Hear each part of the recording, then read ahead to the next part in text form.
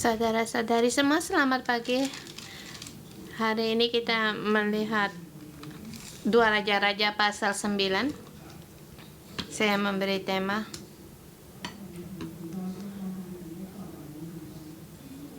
era bergoncang tetapi rencana Tuhan tidak tergoyang. Baik di dalam rohani maupun dari duniawi. Seperti itu tidak ada jalan keluar. Tetapi kita yakin bahwa karya Tuhan tidak terbatas. Kita melihat di ayat pertama. Hari ini Pastor Josan yang menyampaikannya. Ayat pertama, kemudian Nabi Elisa memanggil salah seorang dari rombongan Nabi, berkata kepadanya, ikatlah pinggangmu, bawalah buli-buli berisi minyak ini dan pergi ke Ramot di Galiat. Kan di situ kamu harus mencari Yehu dan kemudian mengurapinya menjadi raja. Tetapi kamu harus berhati-hati dalam masalah ini. Setelah kamu mengurapinya, kamu harus segera lari. Ini salah satu latar belakang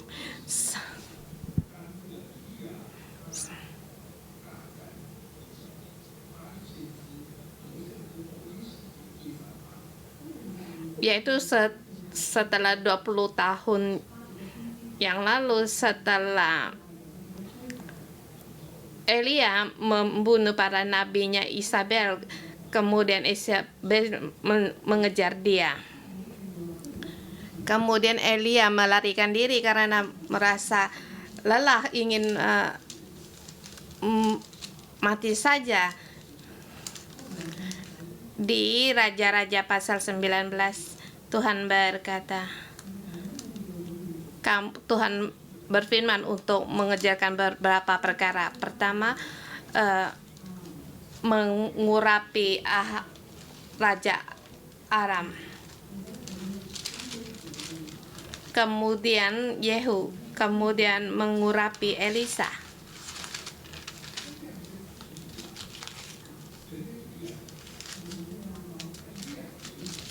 Tuhan berfirman kepada Elia, tetapi bagaimana Elia menanggapinya? Pertama, dia tidak mengurapi Ahaz.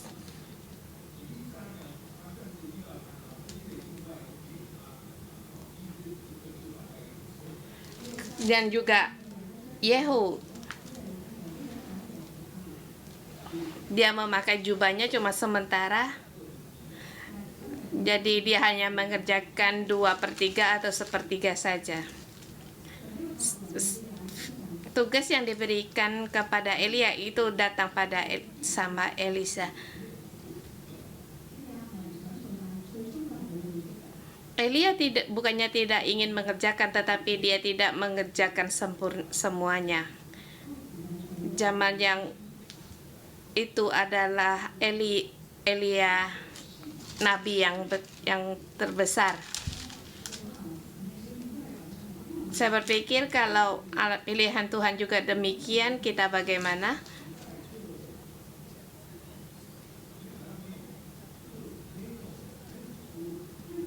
Seperti dunia ini tidak punya jalan keluar, demikian di zamannya Ahab. Datanya Elia juga tidak ada gunanya.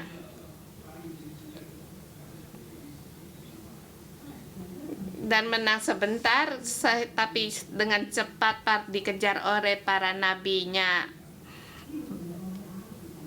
Baal. Para nabi-nabinya Isabella mengejar Elia. Dengan aneh, di sini kok mendadak 2 raja ini mati, kemudian diganti lagi Ahazia 2 tahun meninggal, kemudian diganti dengan Yoram dan berperang, sekarang lagi luka.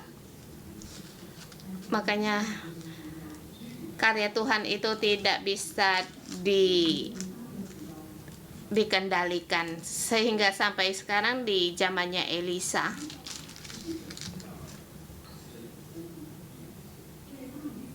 Elisa belum tentu tahu apa yang ditugaskan Tuhan terhadap Elia. Mungkin tidak diberitahu atau mendapat pesanan. Tetapi saat itu Tuhan memanggil Elisa untuk mengurapi Yehu. Kemudian setelah mengurapi dia, kemudian pergi melarikan diri. Di situ Elisa memanggil seorang dari nabinya, kemudian mencari Yehu. Setelah mendapatkan Yehu, kemudian mengurapi dia. Setelah melakukan itu, dia pun larilah dia.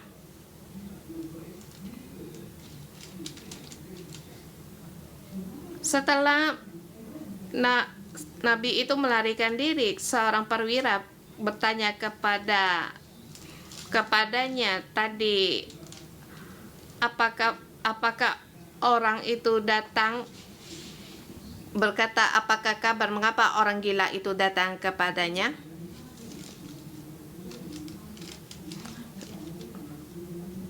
Kemudian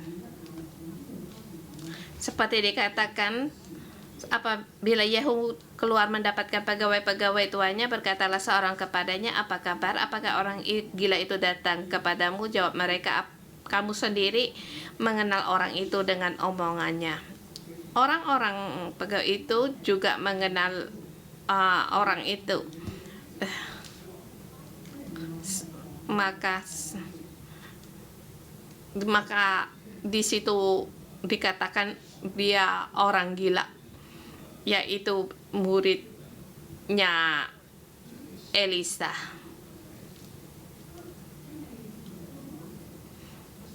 Mungkin orang ini juga tidak dewasa, walaupun menyampaikan firman Tuhan. Para murid Nabi tugasnya yaitu menyampaikan firman Tuhan.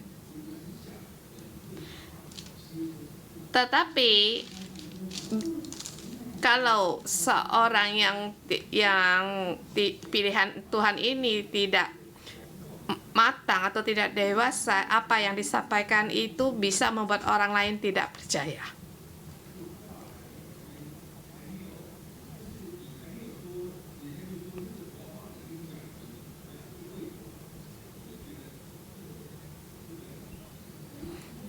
Seperti yang kamu belum dikatakan, tetapi orang berkata orang gila itu apa yang dikatakan sehingga menyebabkan kamu tidak ingin berbicara lagi. Seharusnya memilih waktu yang tepat untuk menyampaikannya. Dengan maka dia Yehu pun seperti tidak ingin memberitahunya.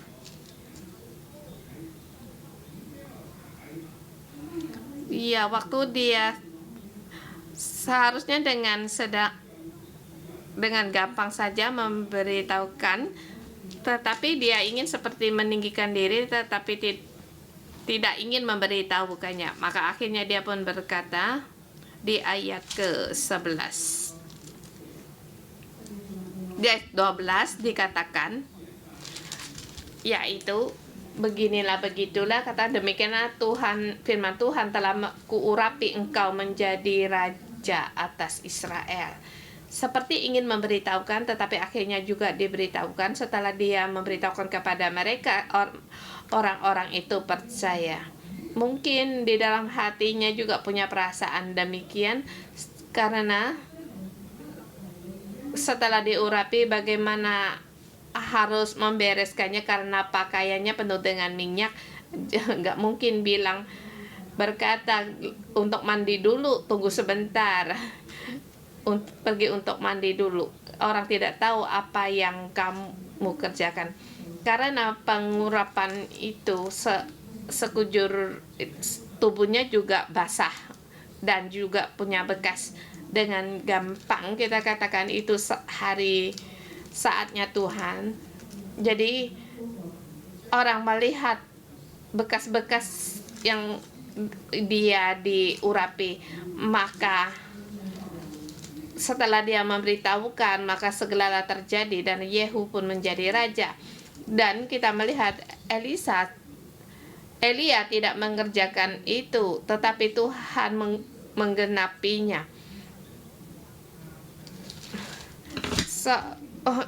Muridnya Nabi yang gila itu menyampaikan firman-Nya Tuhan di saat yang tepat, menggunakan diutarakan, maka berkuasanya sangat besar sehingga Yehu pun menjadi raja. Menjadi raja itu adalah saat yang berbahaya sekali, sehingga muridnya Nabi setelah berkata kepada Yehu adalah seorang panglima. Dia adalah seorang panglima yang kepercayaan Tuhan.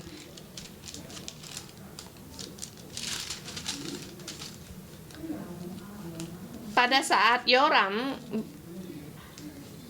dia berperang melawan Raja Aram, dia tinggal di Ramot, sehingga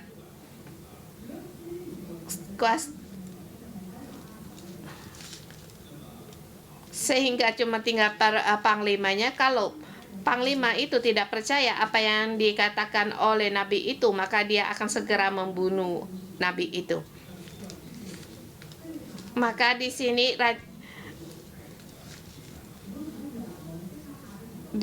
dia percaya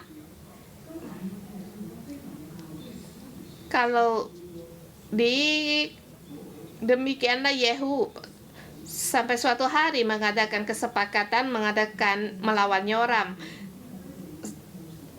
Pada saat itu orang Israel lagi menghadapi hasil Raja Aram, tetapi Yoram sendiri pulang ke Yesreel karena dia luka-luka untuk diobati. Dan Yehu pun berkata dengan cepat. Setelah raja melihat rombongan itu, bertanya apakah kabar yang akan dibawa. Tetapi jawabnya, raja menyuruh seorang untuk mendatangi rombongan Yehu, tetapi setelah orang itu datang, tetapi mereka tidak pulang lagi. Kemudian Yehu mengutuskan orang yang kedua untuk menemui Yehu dengan pesan apakah kabar damai yang dibawa, tetapi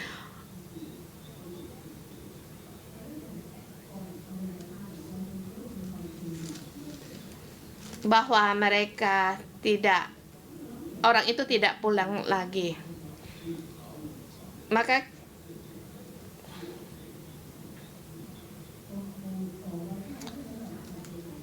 Yehu seperti kita, kalau kita melihat seseorang akan menyuruh orang untuk bertanya ada kabar apa yang dibawakan. Seperti dua orang ini, dua orang yang datang pada Yehu itu berbalik kepada Yehu.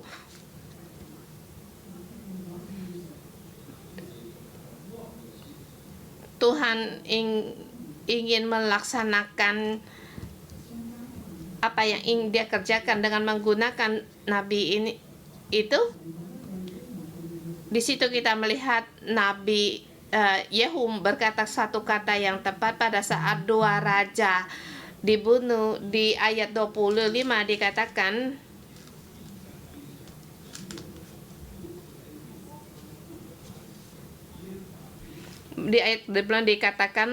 kemudian berkatalah Yehu kepada Bigdad perwiranya, angkatlah dan lemparlah mayatnya ke kebun Nabot orang Yeser itu, sebab ketahuilah pada waktu aku dan engkau berdampingan menunggang kuda mengikuti Ahab ayahnya, maka Tuhan telah mengucapkan terhadap dia hukuman ini. Ayat 26, sesungguhnya aku telah melihat darah Nabot dan darah anak-anak tadi malam, demikianlah firman Tuhan, maka aku akan membalasnya kepadamu di kebun ini. Demikianlah firman Tuhan, Oleh sebab itu angkat dan lemparlah mayatnya ke kebun ini sesuai dengan firman Tuhan.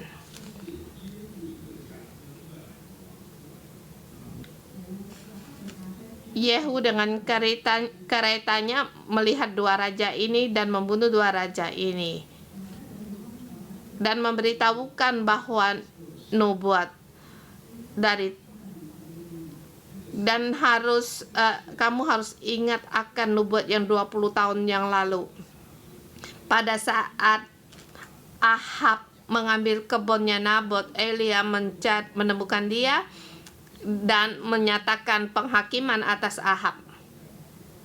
Pada masa itu Yehu ada di sampingnya, termasuk perwira ini, Bidkar. Rupanya mereka pada masa itu ada di arena dan mendengar apa yang diucapkan atas hukuman ini. Lewat hampir 20-an tahun Ahab mati. Ahab mati lewat 2 tahun, kemudian Yoram 13 tahun, udah 20 tahun. Pada masa itu Yehu pun masih ingat.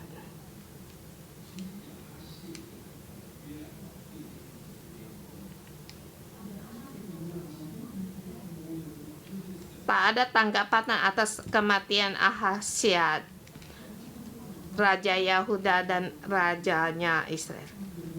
Tetapi di sini Yehu ingat. Jadi di sini di poin ini kita melihat Yehu adalah alat pilihan Tuhan. Dia tahu bahwa akan ada masalah yang seperti ini sebab telah dituliskan.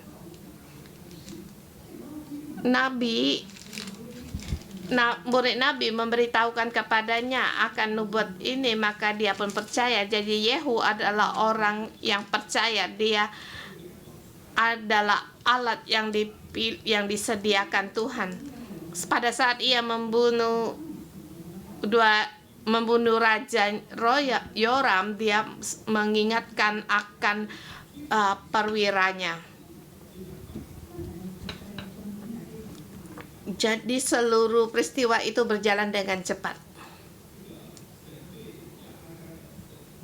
Hukuman terhadap keluarga Ahab digenapi. Kemudian sampai pada Isabel untuk menyelesaikan Elisabel.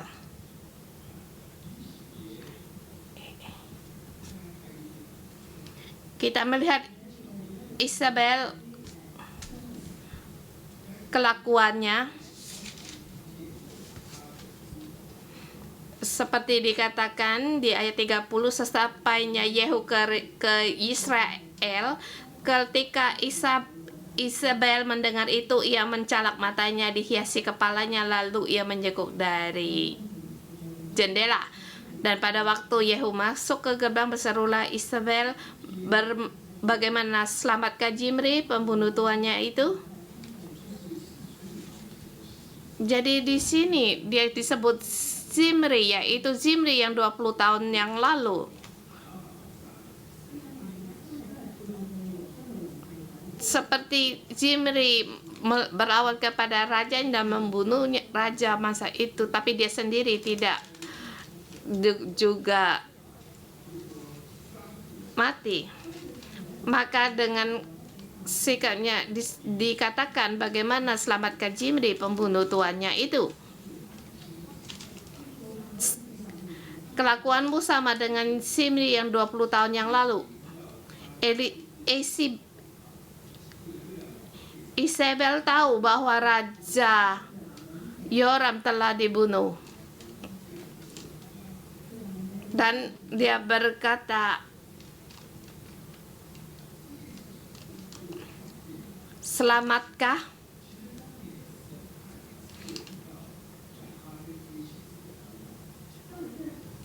Di sini kita melihat penghakiman itu yang terjadi pada Ahab dan Isabel. Tetapi Ahab merendahkan diri, tetapi Isabel tidak bertobat, sehingga pada sampai saat ini dia juga tidak bertobat. Dia merasa ia tetap kokoh. Tetapi di sini Yehu mengatakan satu perkataan di ayat 32. Yehu mengangkat kepalanya melihat ke jendela dan berkatalah, siapakah yang di pihakku, siapa? Dan ketika tiga pengawal istana menjenguk kepalanya, ia berkata, jatuhkanlah dia. Mereka menjatuhkan dia sehingga darahnya memercik ke dinding dan kuda, mayatnya pun terinjak-injak. Demikianlah Isabel mati.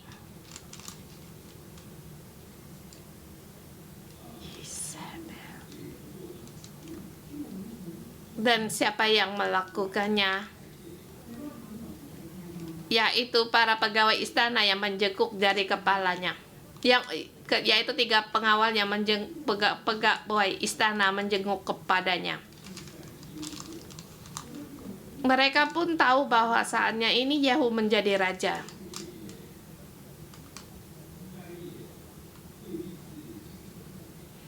Pegawai istana belum tentu orang yang setia. Mungkin mereka adalah pelayan Isabel. Mungkin juga mereka adalah penyembah Baal. Tetapi di istana, dengan waktu yang lama dia tahu harus memihak di sebelah mana. Pada saat Yehu berkata siapa yang memihak kepada dia, langsung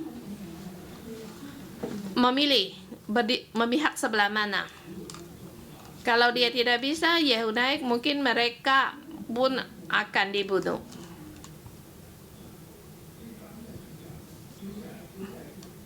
Maksa itu dia kata, jatuhkanlah dia. Maka mereka membunuh perempuan itu, menjatuhkannya. Jadi di sini kita bisa melihat, yaitu Tuhan melakukan sesuatu bisa memakai siapa saja. Kita tidak seharusnya gila. Orang gila tidak berkenan bagi Tuhan, tetapi pada saat Tuhan mau memakai dia, menggunakan dengan mengatakan tepat seperti di firman Tuhan, kuasanya sangat besar. Demikian juga para pegawai pelayan Isabel. Dia belum tentu mereka adalah orang yang taat, yang sah, tetapi pada saat dia dipakai Tuhan, di saat pegawai istana ditanya, kamu harus memihak sebelah mana? Pada masa itu Tuhan pun bisa memakai mereka. Yehu dengan cepat mengurusi akan mayatnya Isabel. Walaupun tidak terkira kalau Isabel itu punya pengaruh yang besar. Kita mengira dulunya Isabel yaitu adalah istrinya raja. Dia menjadi permansuri mungkin, maka kokoh. Tetapi Yehu karena dia diurapi dan menyatakan, maka kuasanya sangat besar. Jadi kita harus menjadi orang yang percaya, yang punya iman, dan juga orang yang siap sebagai alat pilihan Tuhan. Kita menghadapi orang yang kuasa besar, kita tidak perlu takut. Kalau kita melakukan apa yang Tuhan suruh kita kerja dengan satu kata saja, bisa diselesaikan dengan cepat.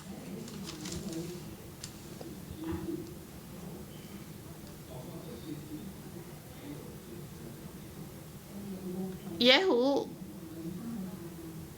dengan nabi yang gila itu, juga para pegawai istana ini, jadi demikian selesailah yang yang disuruh oleh Tuhan. Atau kita dengan menggunakan titik lain, pada saat Yehu menarik busur untuk memanah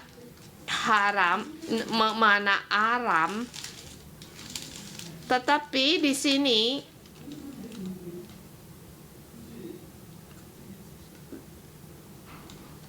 Tuhan tidak menyuruh Yehu untuk membunuh Ahazia. Tapi mengapa bisa demikian? Nanti kalau punya waktu kita bisa melihat. Di sini alasannya karena Yehu dan Ahazia mereka punya ikatan keluarga.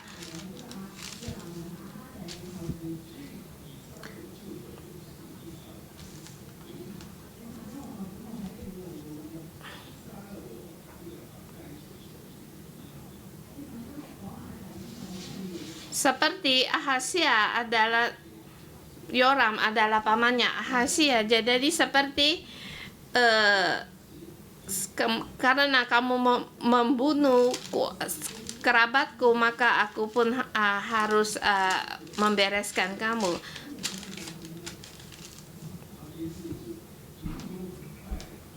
Maka demikianlah Ahazia pun dibunuh. Setelah di sini Yehu setelah membunuh setelah Isabel mati, dia lalu makan dan minum. Pada saat dia makan pun dia mengingatkan, walaupun demikian Isabel adalah anaknya raja, jadi menyuruh orang untuk menguburkan dia. Pada saat dia menyuruh orang untuk mengurus mayatnya, tetapi mereka tidak menemukan mayatnya Isabel karena sudah dimakan oleh anjing.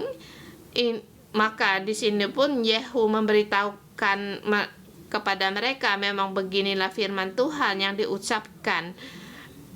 Ini adalah firman Tuhan.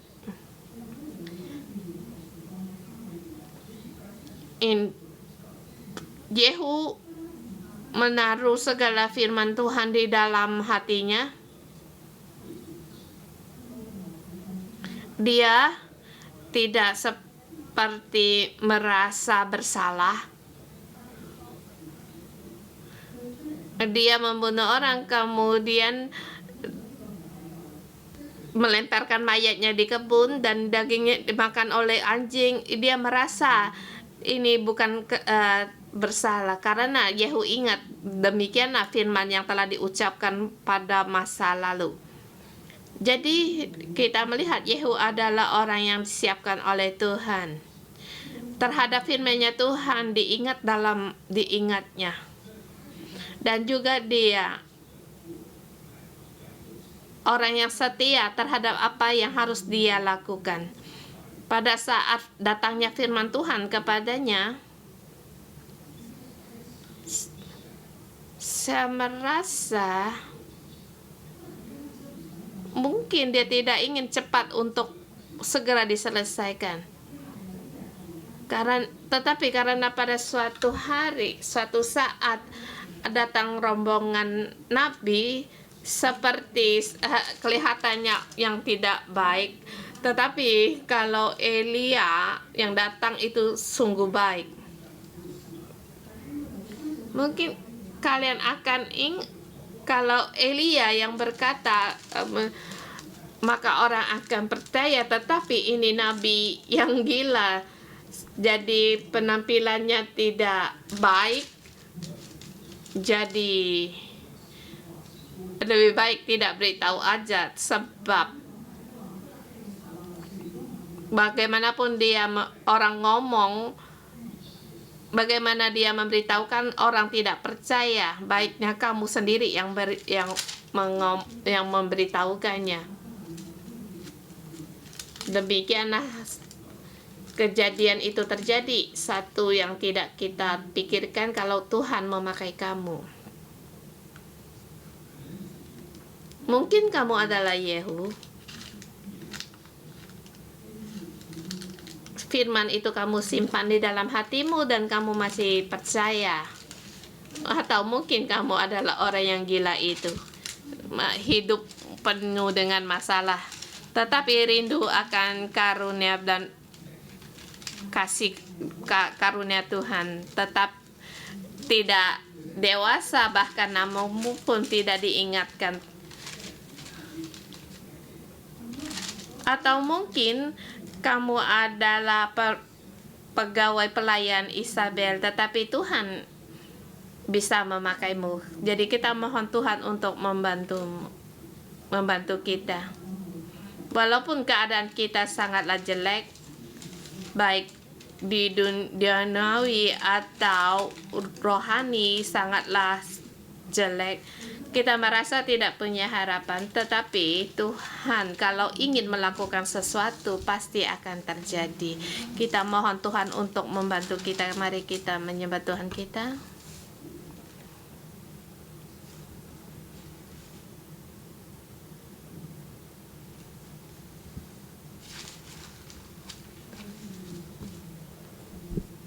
Haleluya, Tuhan Engkau di sini. Yesus, Engkau datang di sini. Engkau sendiri yang ada di dalam hidup kami. Mari kita bangkit berdiri. Pagi ini Tuhan penuhi kami dengan iman. Tambahi kami penuh dengan iman, ya Tuhan. Agar kami percaya kami adalah alat pilihan.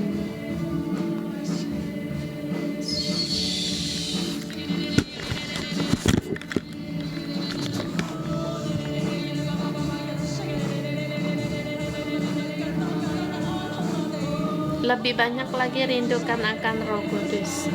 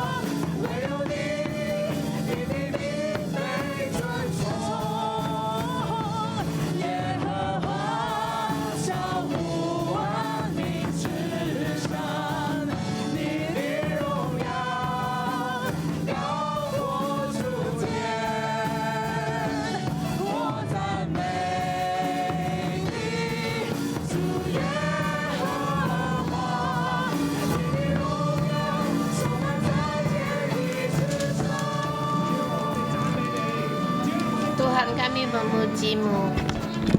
Tuhan kami memuji-Mu.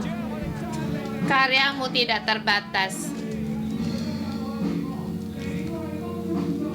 Seperti kami pun dalam menjalankan tugas kami, Tuhan, Engkau ada di antara kami. Saudara semua, kita harus terus-menerus memuji Tuhan, mengejar Tuhan ada di dalam hidup kita. Adakah satu yang sulit, atau adakah satu profetik yang dalam hidup kita, atau dari ketua sel atau pastor, profetik ini kamu mengejarnya? Bagaimana Tuhan berfirman kepada saya seperti di hari ini, kita harus mencari atau mengejar apa yang telah dinubuatkan bagi kita. Saudara semua, kita merenungkan, adakah Tuhan telah berfirman lewat profetiknya, nubuatnya dalam hidup kita? Sebab Tuhan adalah Allah yang tidak terbatasi.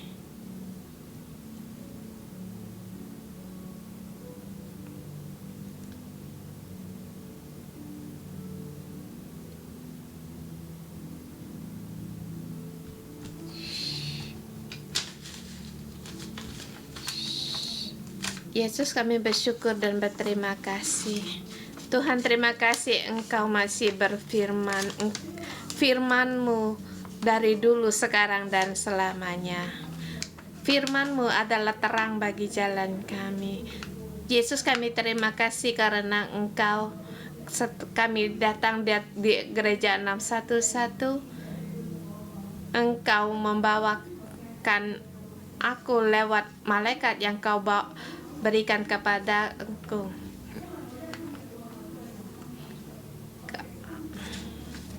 Aku mengikuti-Mu. Aku tidak mengikuti adat istiadat atau kebiasaan yang lama, tetapi Tuhan, aku rindu untuk mengikuti-Mu. Aku rindu akan dalam hidupku dapatkan kebebasan. Terima kasih Tuhan, di dalam hidupku tak ada batasnya. Tuhan, Engkau melebihi kami di atas segala-galanya.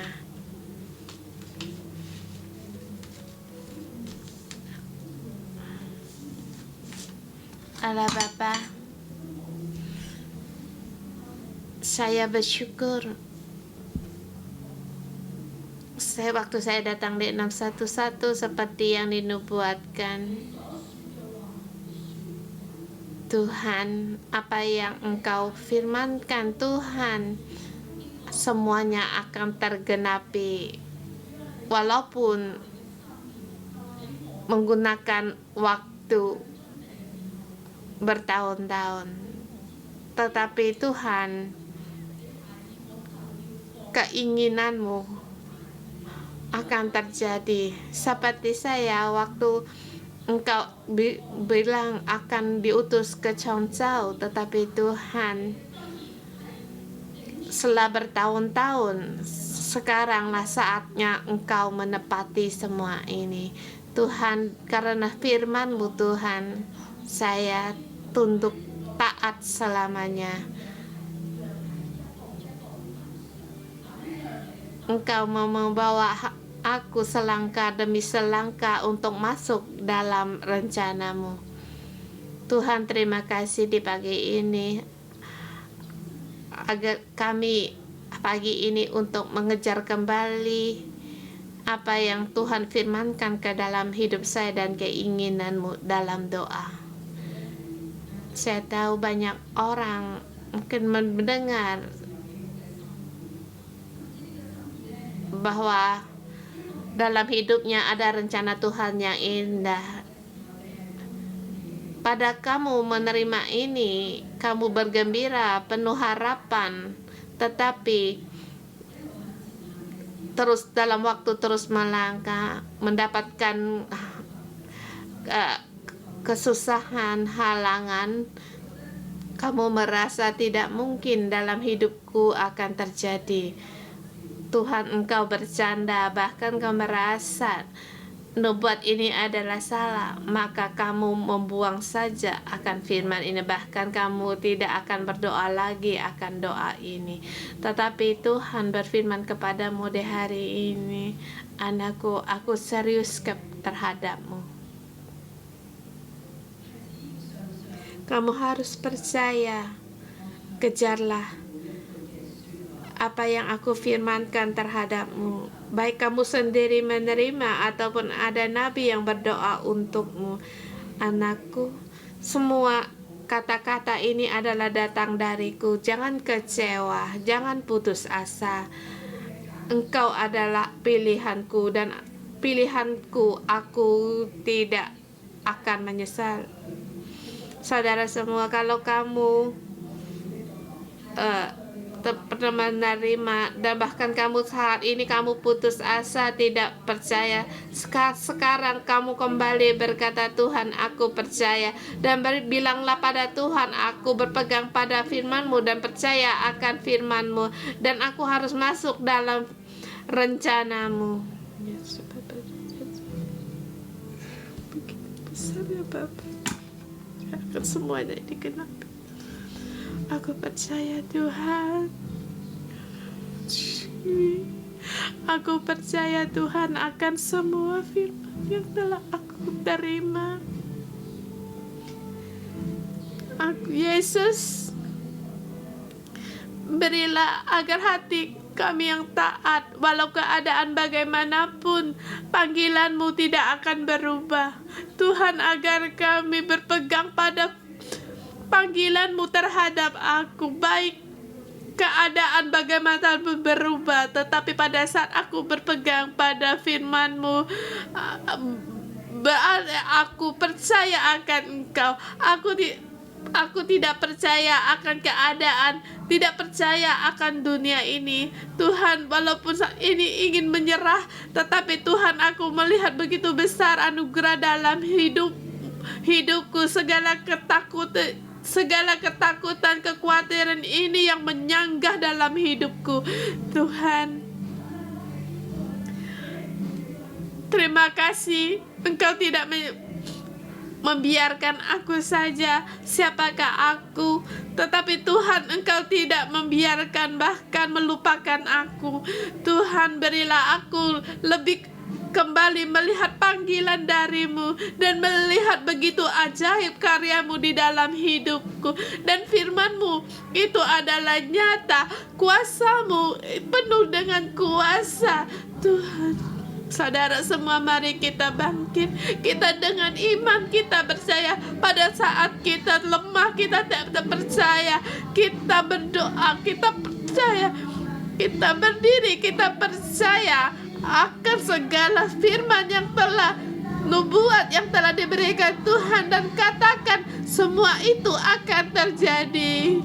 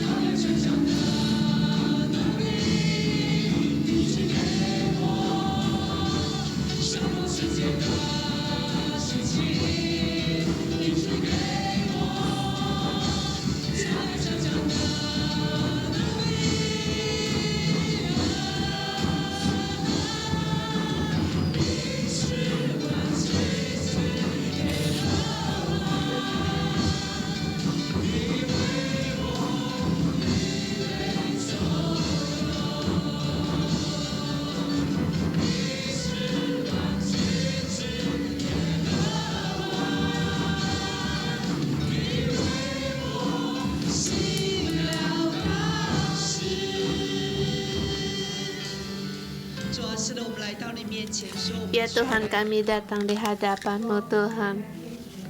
Kami seluruhnya mengikuti Engkau, karena Engkau yang berkarya.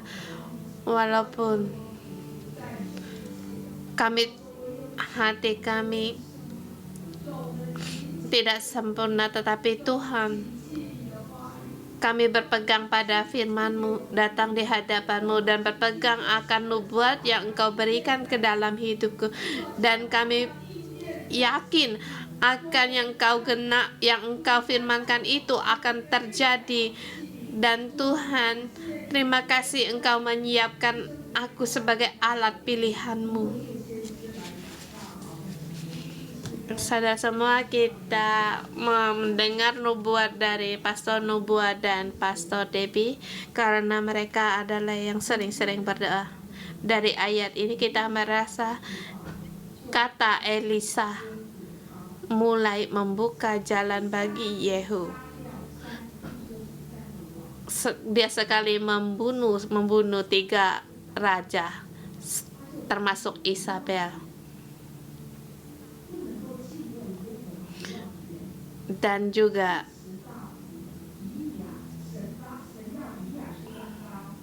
Elia Tuhan menyuruh Elia untuk mengurapi Yehu. Itu berlangsung 20 tahun lamanya baru terjadi. Pada saat penghakiman Tuhan datang, semua itu terjadi.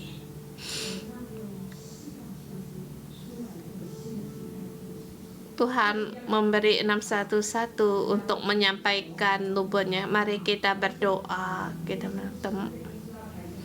mengundang Pastor Deborah dan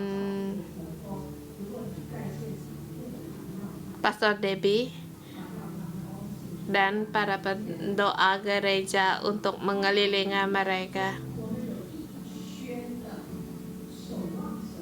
Mengiringi mereka dengan arti, yaitu mereka adalah pengawal, doa pengawal, menara doa bagi mereka berdoa.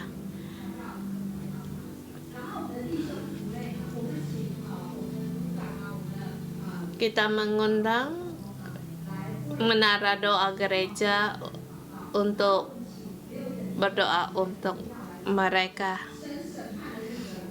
Dan saudara-saudari 611 mengatakan penghakiman Tuhan nabinya Tuhan sekarang saatnya firman Tuhan datang untuk dinubuatkan.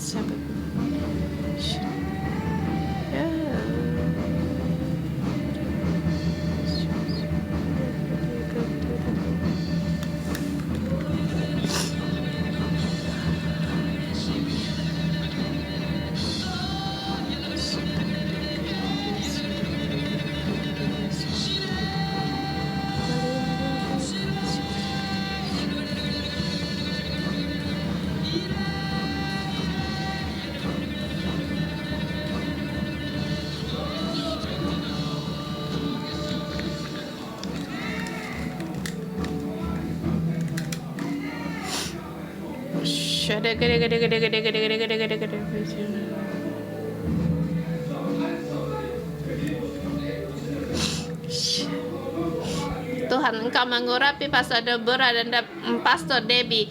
Segala firman-Mu Tuhan membawa kuasa, mempunyai kekuatan agar mereka menerima firman dari-Mu Tuhan, agar mereka seluruhnya melayani Engkau. Maka Engkau mengurapi dia dan keluarganya. Tuhan, terima kasih Engkau menggunakan Nabi sebagai berkat bagi kami. Terima kasih Engkau terus mendoa-doa kami. Alatnya Tuhan, beranilah, karena Tuhan Maha alam semesta menyertai-Mu, malaikat Tuhan menyertai-Mu di dunia ini, di era ini. Melihat ada sesuatu yang belum terjadi pada saat kalian mendeklarasikan, maka malaikat Tuhan akan membuka pintu bagimu.